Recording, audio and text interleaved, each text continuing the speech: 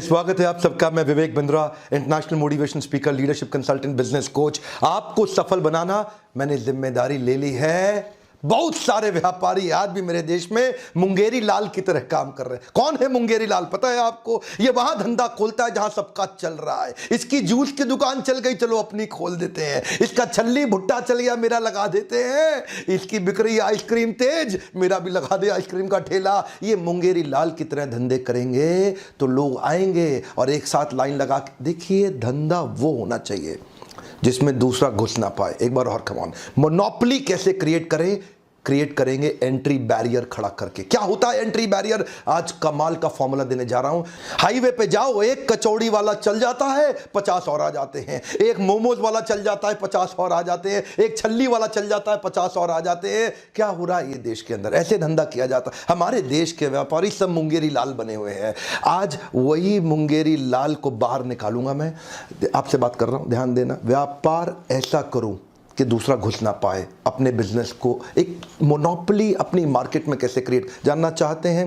कुछ टिप्स देने जा रहा हूं। मेरा पहला टिप है, मैं जो आपके सामने टेक्निक्स दे रहा हूं उनको बोलते हैं एंट्री बैरियर।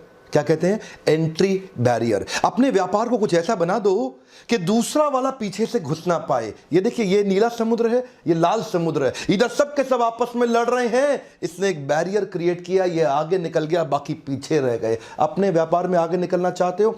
सारे टिप्स देखना ध्यान से। ये आगे निकल गया, बाकी पीछे, आपस में एक दूसरे कट थ्रोट। क्या बोल रहे हैं? कट थ्रोट, एक दूसरे का गला काटने वाला लगे। क्या आपके साथ भी डिस्काउंट देना पड़ता है आपको? उधारी देनी पड़ रही है आपको? ये डिस्काउंट उधारी सब बंद। आज धंधा करेंगे कैश में, मुनाफा कमाएंगे मोटा। ध्यान दीजिए आगे कैसे निकलना है। मेरा पहला पॉइंट है इंटेलेक्चुअल प्रॉपर्टी प्रोटेक्शन। क्या अर्थ हुआ इसका? कोका कोला का एग्जाम्पल देते हैं आपको। कोका कोला क्या है? एक ऐसा सोल्यूशन सिरप बनाया है कोका कोला ने। अपनी कोल्ड ड्रिंक खुद नहीं बनाता, बॉटलर को बोलता है कार्बोनेटेड पानी मिलाओ, चीनी मिलाओ मेरे सिरप में। उसके सिरप के बारे में 1891 से शुरुआत करी, आज तक सिरप के बारे में किसी को नहीं पता कि कोई जानता ही नहीं उसका सिरप कैसे इसको क्या बोलते हैं? Trade secret. एक्चुअल फॉर्मूला आज तक कुछ ही गुमनाम लोगों को पता है। और वो गुमनाम कौन है? उनका कोई नाम नहीं, उनकी कोई पहचान नहीं। कर्नल सैंडर्स ने भी केएफसी के अंदर ऐसा ही ट्रेड सीक्रेट जनरेट किया, अपनी सीक्रेट रेसिपी के साथ में। किसी को नहीं पता चलता, लेकिन बिजनेस बहुत स्केल अप कर दिया। क्या आपके बिजनेस में भी आप कुछ ऐसा कर सकते हैं जिससे एंट्री बैरियर जनरेट हो जाए? कुछ एग्जांपल आपके लिए तुरंत अप्लाई होंगे, कुछ आपको सोचने पड़ेंगे। मेरा अगला पॉइंट सुनिए, patent and licenses. Patent and licenses ये यूरोपियन अमेरिकन कंपनीज बहुत करती हैं। अच्छा, हमारे देश में भी कुछ मुंगेरी लाल, चवन्नी लाल उसको बना लेते हैं, लेकिन डर के मारे किसी को पता ना लग जाए, किसी को पता, धंधे में केवल अपने बेटे को बिठा लेते हैं। पेटेंट एंड लाइसेंसेस की मदद से धंधा बहुत स्केल अप हो सकता है। फार्मास्यूटिकल इंडस्ट्री में इसका बहुत इस्तेमाल किया जाता है। एक्चुअली ये ओनर को एक राइट देता है, जिस राइट के चलते कोई दूसरा कॉम्पिटिटर उस प्रोडक्ट को ना तो बना सकता है ना बेच सकता है। फार्मास्यूटिकल इंडस्ट्री के अंदर दो प्रकार की मेडिसिन बनती हैं, एक है जेनेरिक और दूसरी है मॉलिक्यूल। जेनेरिक मतलब जनरल, जो सबके पास है। मॉलिक्यूल मतलब आपने अपने आर&डी के अंदर वो स्पेसिफिक आइटम बना ली जिसका आपने पेटेंट ले लिया। अब 10 रुपए की आइटम आप 1000 रुपए की बेच रहे हैं, लेकिन कोई कंपटीशन घुस नहीं सकता। एंट्री बैरियर क्रिएट कर दिया। एंट्री बैरियर भी क्रिएट किए जा सकते हैं अगर आप छोटे आर&डी सेंटर बिल्ड कर ले अपनी कंपनी के अंदर, अपनी ऑर्गेनाइजेशन के अंदर। आपको लगता है मुश्किल, अभी सुनते रहिएगा। आसान कई तरीके हैं, और एक ऐसा तरीका है जो आपको सफल पक्का बना देगा, वो लास्ट में बताऊंगा। अगला वाला एग्जाम्पल तो आप रोज अपने जीवन में देख रहे हैं, डिस्ट्रीब्यूशन नेटवर्क। ये डिस्ट्रीब्यूशन नेटवर्क भी एंट्री बैरियर क्रिएट कर देता। जानना चाहते हैं कैसे? नोकिया का डिस्ट्रीब्यूशन नेटवर्क बड़ा था, लेकिन अंदर से खोखला, कमजोर था। नोकिया अपने डिस्ट्रीब्यूटर रिटेलर को 15-15, 20-20, 25-25 रुपए दिया करता था मार्जिन में। लोग इंतजार कर रहे थे कोई आ जाए नोकिया को पीटने के लिए, रिटेलर, क्योंकि रिटेलर थके हुए थे। 20 रुपए के मार्जिन पे मोबाइल बेचा करते थे। नोकिया ने ध्यान नहीं रखा अपने डिस्ट्रीब्यूशन नेटवर्क का, लेकिन वहीं कौन आ गए? Oppo, Vivo. Highest margin they रहे हैं आज, सबसे बड़ा मार्जिन दे रहे हैं। किसी भी रिटेल की दुकान पे चले जाओ, वो बोलेगा सबसे बढ़िया मोबाइल ओप्पो का है, ले लो। सबसे बढ़िया मोबाइल ओप्पो का है, ले लो। ओप्पो वीवो की वो तारीफ करता है। क्यों? ओप्पो वीवो ने आज डूबते हुए रिटेलर को ऐसे रिटेलर को जिसको फांसी लग जाती, मर जाता बेचारा, क्योंकि उसके पास मार्जिन नहीं था, खर्चे के लिए पैसा नहीं था। आपको पता नहीं मोबाइल जो का धंधा है ना, बहुत कम मार्जिन का है। मोबाइल में बहुत ज्यादा मार्जिन नहीं होता, लेकिन ऐसे मोबाइल रिटेलर को बचाने के लिए ओप्पो और वीवो आए हमारे देश के अंदर। उन्होंने डिस्ट्रीब्यूशन नेटवर्क पावरफुल बिल्ड कर दिया। आज रिटेलर डिस्ट्रीब्यूटर ओप्पो वीवो की तारीफ करते हैं क्योंकि उन्होंने उनका ध्यान रखा है। आज ओप्पो वीवो ने डिस्ट्रीब्यूटर रिटेलर्स की जिम्मेदारी उठाई है और आज डिस्ट्रीब्यूटर रिटेलर ओप्पो वीवो के लिए बहुत लॉयल हो गए हैं। बाकी सारी हैंडसेट कंपनी के लिए एंट्री बैरियर क्रिएट हो गया है। क्या हो गया है? Entry barrier. इसको बोलते हैं एंट्री बैरियर। आपके पार्टनर्स के साथ मिलकर आप ऐसा संबंध बना लो, उनके साथ ऐसा मजबूत संबंध बना लो कि दूसरा कोई अंदर घुस ही ना सके। क्या आपने अपना डिस्ट्रीब्यूशन नेटवर्क तैयार किया? कर सकते हैं आप। लीडरशिप फनल में आते हैं ना आप में से कई लोग, उनको हम हेल्प करते हैं बिल्ड करने के लिए। लेकिन अगर आप नहीं आ सकते तो कम से कम वीडियो देखिए। बहुत तरीके हैं एंट्री बैरियर बिल्ड करने के। मैं कुछ और बताने जा रहा हूं। जब सैमसंग और नोकिया एक के बाद एक रिटेलर को घाव पे घाव दिए जा रहे थे और उस पर नमक छिड़क के मुस्कुरा रहे थे, हमारा मोबाइल अपने आप बिकता है, रिटेलर क्या बेचेगा, तभी उनके घाव पे, उनके जख्म पे मरहम लगाने के लिए करण अर्जुन की तरह आए ओप्पो वीवो, जिन्होंने आकर डिस्ट्रीब्यूशन नेटवर्क बनाया। वो मां बोलती थी ना, मेरे करण अर्जुन आएंगे, मेरे करण अर्जुन आएंगे, मेरे करण अर्जुन आएंगे, मेरे करण अर्जुन आएंगे, मेरे करण अर्जुन आएंगे। आ गए ओप्पो और वीवो। ऐसा डिस्ट्रीब्यूशन नेटवर्क को एम्पावर किया। एक एक रिटेलर बोला, देखो देखो हमें बचाने वाले करण अर्जुन आ गए हैं। ओप्पो वीवो की इंटेलिजेंस देखिए। डिस्ट्रीब्यूशन नेटवर्क को इतना एम्पावर किया, रिटेलर उनका साथ दे। क्यों नहीं देगा? क्योंकि उन्होंने रिटेलर को बचाया है। डूबते हुए रिटेलर को ईमानदारी से इज्जत दी है, उसको सपोर्ट दिया है। इसीलिए आज एंट्री बैरियर आ गया, इतना पावरफुल एंट्री बैरियर। अपने पार्टनर्स को मजबूती दीजिए। ये लर्निंग है ओप्पो वीवो से। अपने पार्टनर्स को मजबूती दीजिए, एंट्री बैरियर क्रिएट हो जाएगा। अगला मेरा पॉइंट है एक्सक्लूसिव राइट्स। जिस भी व्यापार के आप अंदर आप हैं, आप देखिए कोई इंटरनेशनल प्रोडक्ट ऐसा है कि जिसका आप एक्सक्लूसिव राइट लेकर के अपने देश इंडिया के अंदर उसका डिस्ट्रीब्यूशन क्रिएट कर सकते हैं। इनफैक्ट कई मोबाइल फोन हैं जो फ्लिपकार्ट और अमेजॉन पे अपने एक्सक्लूसिव राइट देते हैं माल बेचने के लिए, और मार्केट के अंदर हंगामा। देखिए क्यों? क्योंकि एंट्री बैरियर क्रिएट हो गया।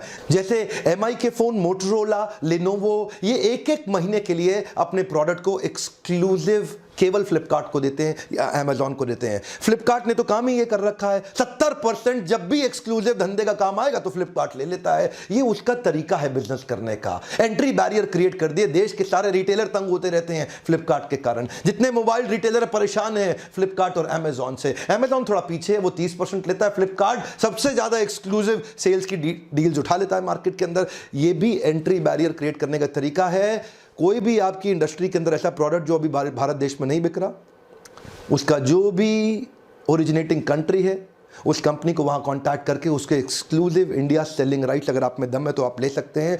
एंट्री बैरियर क्रिएट हो जाएगा, कोई कंपटीशन आपके अगेंस्ट खड़ा नहीं हो पाएगा। अगला मेरा पॉइंट है इकोनॉमीज ऑफ स्केल।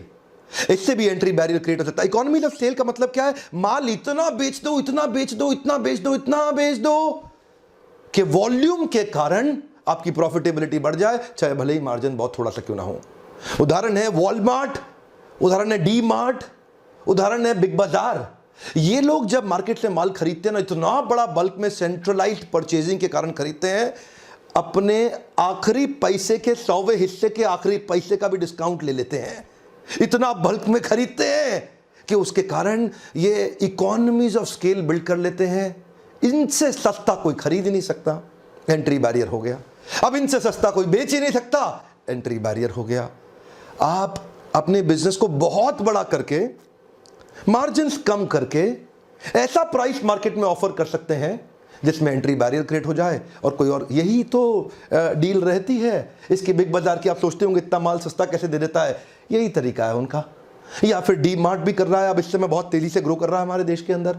अगला एग्जाम्पल, ये थोड़ा हर आदमी नहीं कर सकता, इसको बोलते हैं हाई कैपिटल इन्वेस्टमेंट। मेरे आपने पुराने वीडियो में देखा ही हुआ है जियो वर्सेस एयरटेल, जहां मैंने बताया 2.5 लाख करोड़ रुपया इन्वेस्ट नई टेक्नोलॉजी पे किया, पुरानी पे किया ही नहीं जियो ने। इसको बोलते हैं हाई कैपिटल इन्वेस्टमेंट, जहां एंट्री बैरियर क्रिएट कर दिया। एयरटेल बेचारा पुरानी वाली इन्वेस्टमेंट से जूझ ही रहा था, ये नई इन्वेस्टमेंट पे 2.5 लाख करोड़ रुपए खर्च कर दिया। बाकी लोग पीछे पीछे आने में बहुत परेशान हो रहे हैं, इतना बड़ा बैरियर हो गया। टाटा तो बिक ही गया, उसको तो बेचारे को एयरटेल के पास जाना पड़ा, हमको खरीद लो। और उधर से वोडाफोन और आइडिया में चल रहा है। अब ये दोनों सोच रहे हैं हम दोनों एक हो जाते हैं, क्योंकि अलग अलग ये जियो से लड़ नहीं पाएंगे। जियो ने ऐसा एंट्री बैरियर क्रिएट कर दिया, 13 मोबाइल नेटवर्क सर्विसेज की कंपनी हो गई थी, अब 3 ही रह जाएंगी। फिर सब गिर के सब नीचे आ गए। क्यों? Entry barrier. जियो के आते ही हंगामा हुआ देश में। अगला मेरा पॉइंट है प्रोप्राइटरी टेक्नोलॉजी, और एग्जांपल मैं दूंगा आपको माइक्रोसॉफ्ट विंडोज का। माइक्रोसॉफ्ट विंडोज के कई वर्जन हैं, सारे वर्जन अगर आप देख लें तो उनका मार्केट शेयर आज अबाउट 90% है। No doubt, Bill Gates has 90% gross margin also because of the proprietary technology. Therefore, he is the richest billionaire in the world. Richest billionaire in the world. जानते हैं क्यों? इसी को बोलते हैं एंट्री बैरियर। आपके लिए थोड़ा आसान तरीका, एक्सीलेंट कस्टमर सर्विस। एग्जाम्पल बहुत हो सकते हैं, लेकिन मैं जुबिलियंट ऑर्गेनोसिस की company called brand Domino's pizza, more than 60% market share organized industry के अंदर, delivering piping steaming hot pizza at your doorstep in less than 30 minutes और फॉर फ्री। क्या एक बार और? 30 मिनट के अंदर पिज्जा आपके घर पे, नहीं तो फ्री हो गया जी, फ्री हो गया। ये जो डोमिनोज ने एक्सीलेंट एक्सपीरियंस क्रिएट किया ना, एंट्री बैरियर हो गया। दोबारा कई पिज्जा वाले आए, आधे बंद हो गए और आधे सर्वाइव करने के लिए सांस फुला रखे हैं, पिज्जा टाइम से पहुंचा नहीं पा रहे। इसको बोलते हैं एंट्री बैरियर। मेरा अगला एग्जांपल है ब्रांड इक्विटी। वैसे इसके ऊपर मैं 2 वीडियो ऑलरेडी डाल चुका हूं, पर एग्जांपल आज जो मैं आपको दूंगा वो है एमसील। एमसील एक्चुअली क्या है? एक ब्रांड का नाम है। एमसील प्रोडक्ट का नाम नहीं है। एक बार और, सिनोनिमस ब्रांडिंग का एग्जांपल है। देश का नमक टाटा, ठंडा मतलब कोका कोला, नूडल मतलब मैगी, एडेसिव मतलब फेविकॉल। आज इतनी सारी सिनोनिमस ब्रांडिंग हो रखी है, उससे एंट्री बैरियर जनरेट हो जाता है। एमसील ने भी एंट्री बैरियर जनरेट कर दिया। एमसील होता क्या है? एक्चुअली प्रोडक्ट को बोलते हैं एपॉक्सी कंपाउंड, लेकिन प्रोडक्ट के बारे में किसी को नहीं पता। वो ब्रांड इतना पॉपुलर हो गया कि प्रोडक्ट एपॉक्सी कंपाउंड का नाम तक किसी को नहीं पता। एंट्री बैरियर हो गया। जिसको खरीदने की जरूरत पड़ेगी बोलता भैया एमसील देना, भैया एमसील देना। कभी नहीं बोलता एपॉक्सी कंपाउंड देना, भैया एमसील देना। एंट्री बैरियर हो गया बाकी सारे ब्रांड्स के लिए। आपने वो पुरानी एड देखी थी? जिसने देखी हंस हंस के लोटपोट हुआ था। क्या बोला? वो मोटा सा हट्टा कट्टा लड़का अपने पिता से बोलता है 2 जीरो और डालो, 2 जीरो वसीयत में और डाल दो। वो पिताजी की बेचारे शरीर छोड़ने ही वाले थे, लेकिन वो जीरो डलवाया जा रहा था नीचे साइन करा के, तभी एक बूंद टपकी और पहले का 1 मिट गया। एक टपकती बूंद आपकी जिंदगी खत्म कर सकती है। वहीं एमसील फेमस हो गया, एक एंट्री बैरियर क्रिएट हो गया। अगला मेरा पॉइंट है लॉयल्टी बियॉन्ड लॉजिक। और आपको पता है ना, मैं हर पॉइंट के पीछे केस स्टडी देता हूं।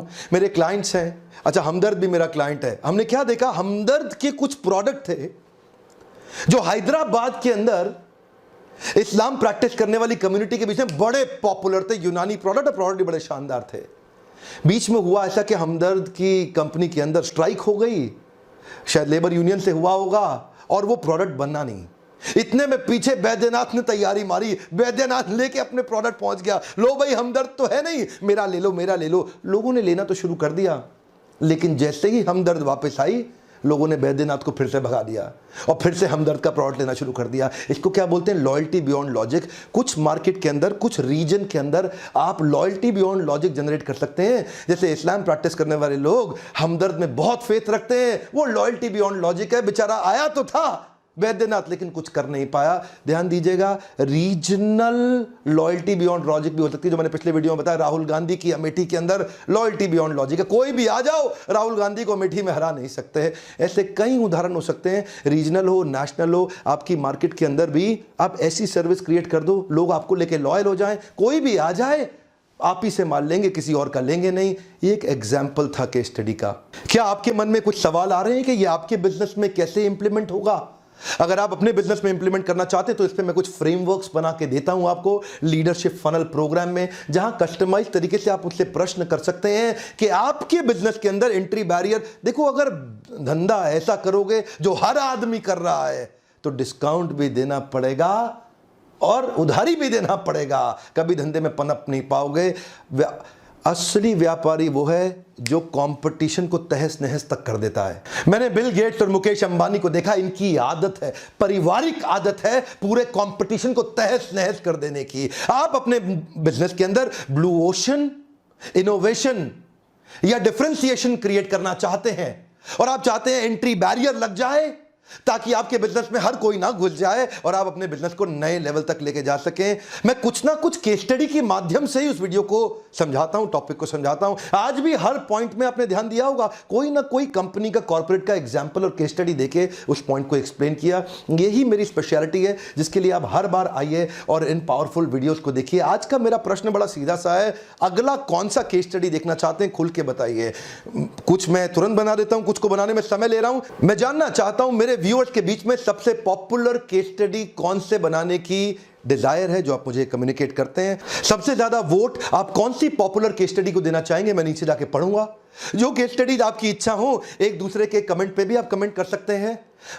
और प्रयास मैं करूंगा तुरंत सबसे ज्यादा डिमांडेड केस स्टडीज पे अपना अगला वीडियो बनाने के लिए। मेरा पर्पस है मैं ऑथेंटिक एंटरप्रेन्योरशिप और कॉर्पोरेट लीडरशिप इस देश में बिल्ड करूं। अगर इस प्रकार की वीडियोस आपको पसंद है, तुरंत थम्स अप, लाइक दीजिए, मेरा भी उत्साह बढ़ता है। शेयर हर उस व्यापारी को करिए व्हाट्सएप ग्रुप में जिसको इस प्रकार के वीडियो से एक मैं रिक्वेस्ट कर रहा हूं, कुछ आपका नहीं लगना, यही शेयर का बटन है, व्हाट्सएप पे दबा दो और अलग अलग ग्रुप्स में डालो ताकि लोग इनको देख के उनका फायदा हो सके। हमारे देश के व्यापारियों का मेरा पार्टनर बनने के लिए, वीडियोस देखने के लिए आपका फिर से धन्यवाद।